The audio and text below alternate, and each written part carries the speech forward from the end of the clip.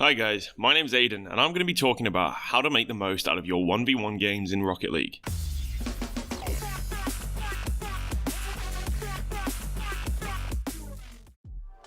So, if you've watched my other videos like how to spend your time in Rocket League effectively, then you'll have heard me mention multiple times that playing 1v1 is one of the best ways to improve at Rocket League. So what I want to explain now is why it's so good and how you can get more out of it. Playing 1v1 in Rocket League is so important when it comes to becoming a better player, and there are so many good reasons for it. Mostly it's because you're alone and every single mistake you make is more likely to be punished as you don't have a teammate rotating behind you to cover your ass when you mess up. Sometimes when you play 2v2 or 3v3 you can feel like you had a flawless game, but often when looking back you'll see there's many mistakes that you made that your teammates actually cleaned up for you. So those mistakes didn't seem as bad. This will not be the case in 1v1 as your opponent will take every opportunity to score off your mistakes, which will leave you with your head in your hands. Playing 1v1 will also teach you more about how to shadow defend and how to read opponents. It'll also force you to take better shots and have more meaningful hits on the ball. In 1v1, you can't just go up and smack the ball downfield because you'll just be turning over possession. Your opponent is going to be shadowing your moves, so what can you do to throw him off? Your decision making is going to become so much quicker after playing ones. And this is something I've heard a lot about 1v1, and have even thought about it myself. It's this statement: 1v1s can allow you to improve in everything, except speed. 1v1s absolutely teaches you speed. Just because your car isn't going as fast and you're not flying up to every ball, you need to be thinking and making decisions very quickly because you cannot give the opponent time to read you. One of the elements of my game that improved a lot with 1v1s is knowing the value behind my actions. What will I gain from challenging this specific 50? Is it worth me forcing the ball to his corner? Maybe I can just let him have the ball in this rather awkward spot instead, and wait for him to pass it to me by taking a bad touch.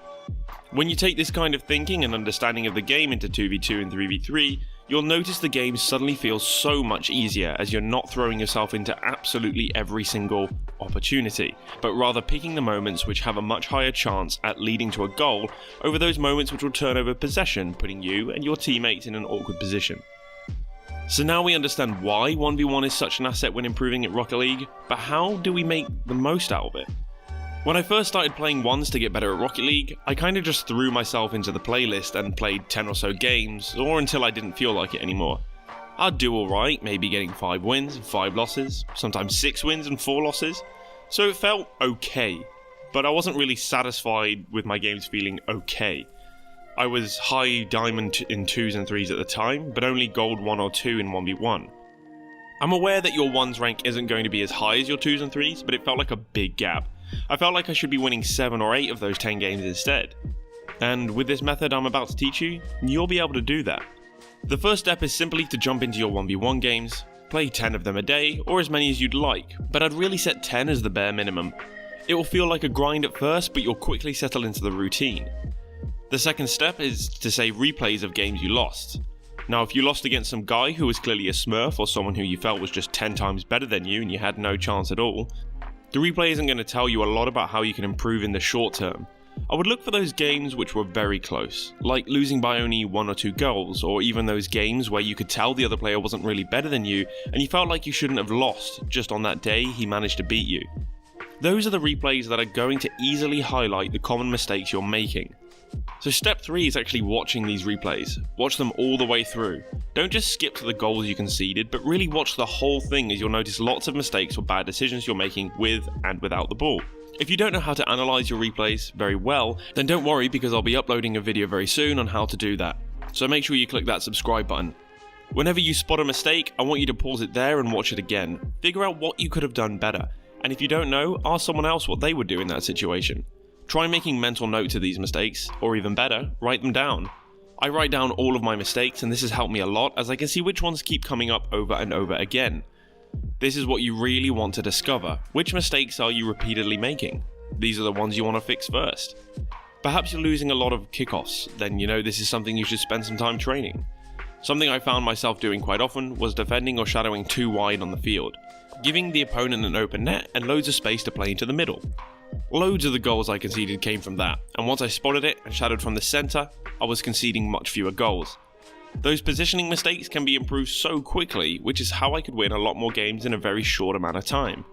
But what about mechanical errors? Well, again, you want to see the errors that are coming up frequently and train that specific mechanic. If you're whiffing aerials, you probably want to do more aerial training. Something I spotted in my own replays was that I could never save shots that were going over my head. So, I created a training pack to practice just those specific shots. I probably spent a total of 2 hours in the training pack over a couple of days and noticed an immediate impact. My defense improved so quickly while watching the replays, but so did my offense. I looked at why I'd hit the crossbar so much or why the opponent would score off my shot so frequently, because it was so frustrating. I made a nice play, I would hit the post or the crossbar, and my opponent immediately got a goal from it. But that's because I was shooting from difficult angles or I was choosing the wrong type of shot. Not every shot needs to go in the top corner, albeit very satisfying. I saw that my flicks were often failing because I didn't have the ball far enough forward on my car, so I got little power on them, making them easier to save. So step 4 is all about training. It's taking those mistakes you spotted and playing specific training packs or workshop maps to improve those exact things.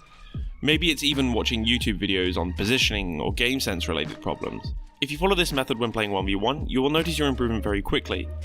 Because often when you go into training, you think about what are some cool mechanics or tricks that I can learn to become better at the game, rather than focusing on the things that you do often wrong and making that better.